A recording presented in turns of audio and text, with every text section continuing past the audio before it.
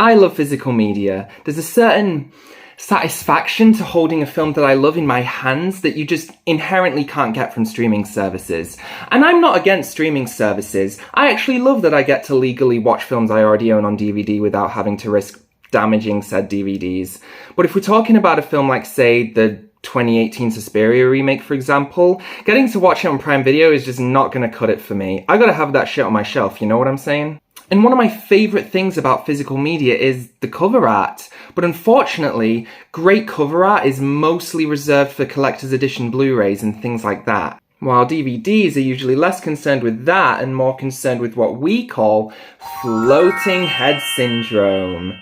Making the film look about as marketable as possible, which, more often than not, makes it look about as generic as possible. And we're going to be looking at what I consider to be some of the worst examples of this. The worst DVD covers I have ever seen.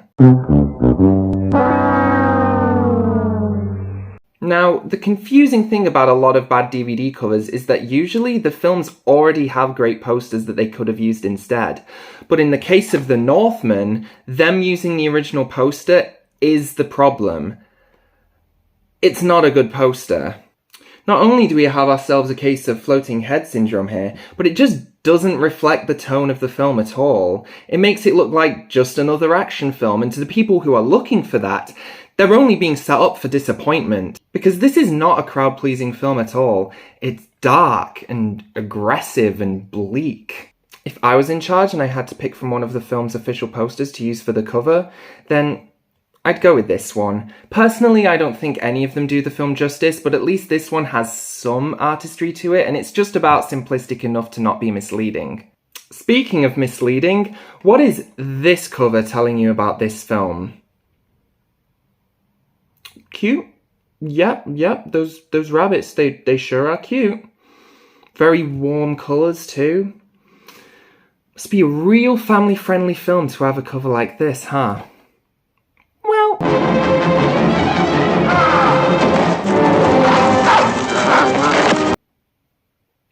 yeah. This cover I found is actually an updated version of the one from the 2005 release. And, okay, while this one does also make the film look way more family-friendly than it actually is, the inclusion of the villain's scowling face here does at least imply some darkness. Still, I would have just used the original poster, but this one's not too bad either. We've got another animated one here, the Lego Movie. The fuck is this? So in the foreground here, you have Emmett and Wildstyle on either side. Pretty standard stuff so far, nothing too crazy. And then you get to this middle section, and it's just an absolute clusterfuck.